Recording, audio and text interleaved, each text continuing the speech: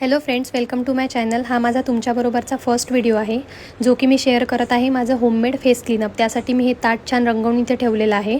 सगळ्यात आधी आपल्याला बर्फाने मसाज करायचा आहे चेहऱ्याचा, आणि बर्फाने मसाज करणं ही खूप चांगली सवय आहे. तुम्ही डेली मॉर्निंगला बर्फाने तुमच्या चेहऱ्याचा मसाज केला तर तुमचा चेहरा एकदम सॉफ्ट आणि ग्लोविंग होईल. त्याचबरोबर तुम्ही दुधाचे बर्फ क्यूब तयार करून जरी मसाज करत असाल त्यांनी पण तुमचा चेहरा क्लीन व्हायला मदत होते आणि तुमचा टॅन रिमूव्हल होतो त्यांनी. त्यासाठी मी सगळ्यात पहिले मसाज केल्यावर दुधाने परत आपल्याला क्लिन्झिंग करायचं आहे. तर दुधामध्ये मी 2 थेंब लिंबाचे टाकले होते. त्याने मी माझ्या चेहऱ्याला छान सगळीकडे लावून घेतलं आणि त्यानंतर परत त्यावर बर्फाने मसाज केलेला आहे.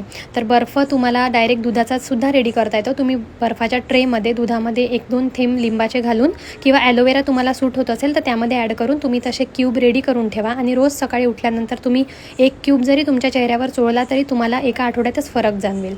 त्यानंतर क्लिन्झिंग झाल्यावर आपल्याला करायचं आहे स्क्रब. तर स्क्रबसाठी मी इथे चिकूचा वापर करत आहे. तर तुम्हाला जर स्क्रबिंगला कोणाला रॅश येते तर तुम्ही स्किप करू शकता, किंवा तुमच्या चेहऱ्यावर पिंपल असेल तरी तुम्ही स्किप करू शकता. पण ब्लॅकहेड्स वगैरे निघण्यासाठी स्क्रब करणं आवश्यक आहे. तर एकदम हळू आपल्याला मसाज करायचा आहे. एकदम फास्ट आपण स्क्रब केलं तर आपल्या चेहऱ्यावर रॅश होऊ शकते. तर मला ब्लॅकहेड्स नाही आहे किंवा पिंपल नाही आहे माझ्या चेहऱ्यावर कुठल्याच प्रकारे, त्यामुळे मी एक सॉफ्टली मसाज केला आहे. आणि त्यानंतर आपल्याला चेहरा स्वच्छ धुवून घ्यायचा आहे आणि पुसून घ्यायचा आहे. जर तुमच्या चेहऱ्यावर ब्लॅकहेड्स असतील नाकावर म्हणा किंवा नाकाच्या खालच्या बाजूला, तर तुम्ही तिथे थोडासा मसाज जास्त केला तरी चालेल. तुमचे ब्लॅकहेड्स किंवा व्हाईटहेड्स निघायला मदत होईल. त्यानंतर आपल्याला छान व्यवस्थित स्टीम घ्यायची आहे. स्टीम घेताना मी स्टीममध्ये सुद्धा ॲलोवेरा जेल ॲड केलं होतं. तुम्ही पण तसं करू शकता. त्यानंतर असं एक निडल आपल्याला मिळतं मार्केटला, त्यांनी तुम्ही तुमच्या चेहऱ्यावरचे ब्लॅकहेड्स रिमूव्ह करू शकता. मग आपल्याला ब्लॅकहेड्स झाल्यावर घ्यायचा आहे मसाज. तर मसाजसाठी मी इथे बनाना, त्यामध्ये थोडंसं मी घातलेलं आहे हनी, ॲलोवेरा आणि थोडीशी कॉफी घातलेली आहे. त्यांनी आपल्याला आपल्या चेहऱ्याचा मसाज करायचा आहे. मसाज ही सगळ्यात बेस्ट आहे आपल्या चेहऱ्यासाठी, कारण मसाज केल्याने चेहरा जेवढा ग्लो होतो, जेवढं त्याचं ब्लड सर्क्युलेशन वाढते, त्याच्यामुळे आपल्या चेहऱ्याचं नेहमी सॉफ्टनेस टिकून राहतो. त्यामुळे मसाज हा करायलाच पाहिजे. तुम्ही नाही जरी एवढा स्टेप फॉलो केल्या तरी पण तुमच्याकडे जर बनाना असेल तर साधं हनी आणि बनाना जरी तुमच्या चेहऱ्याला लावून ठेवला, 15 ते 20 मिनटं ठेवल्यानंतर थोडासा पाण्याचा हात घेऊन जरी तुम्ही मसाज करत असाल तरी त्यांनीसुद्धा तुमचा चेहरा छान ग्लोविंग होतो आणि सॉफ्ट राहतो. त्यानंतर मसाज झाल्यावर मी चेहरा धुवून घेतला आणि आता आपल्याला लावायचा आहे पॅक.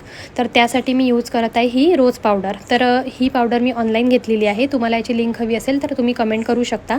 त्यामध्ये मी थोडंसं गुलाबजल आणि थोडासा ॲलोवेरा जेल ॲड केला आहे आणि ती पावडर आता मी पूर्ण फेसवर अप्लाय करणार आहे. तुम्हाला जर कुठला पॅक लावल्यानंतर इचिंग होत असेल तर तुम्ही पॅक जास्त वेळ ड्राय होऊ देऊ नका. लावल्यानंतर तुम्ही एक 5 ते 10 मिनटामध्ये तो धुवून टाकू शकता. त्यानंतर मी असा पॅक लावला आणि छान 10 मिनटांनी तो छान धुतला तर माझी स्किन एकदम मला सॉफ्ट वाटत होती. आणि सगळ्यात लास्ट आहे टोनर. तर आपल्याला कुठलाही आपण फेस क्लीनअप किंवा फेशियल केल्यानंतर सगळ्यात लास्टची जी स्टेप आहे ती असते टोनरची. तुमच्याकडे जर डायरेक्ट टोनर असेल तर तुम्ही तोसुद्धा स्प्रे करू शकता चेहऱ्यावर, पण मी हे होममेड केलं होतं त्यामुळे मी इथे टोनरसुद्धा होममेडच यूज केला आहे. तर त्यासाठी मी ॲपलचा रस पूर्ण चेहऱ्यावर छान अप्लाय करून थोडासा हलका मसाज केला आहे. आणि अशा पद्धतीने आपला फेस क्लीनअप डन झालेला आहे. आणि माझी शेवटची आणि फेवरेट स्टेप म्हणजे लिप बाम, जो की मी लावलेला आहे. तुम्ही पण नक्की लिप बाम लावत राहा आणि माझ्या चॅनलला नक्की फॉलो करा, लाईक करा आणि सबस्क्राईब करायला विसरू नका.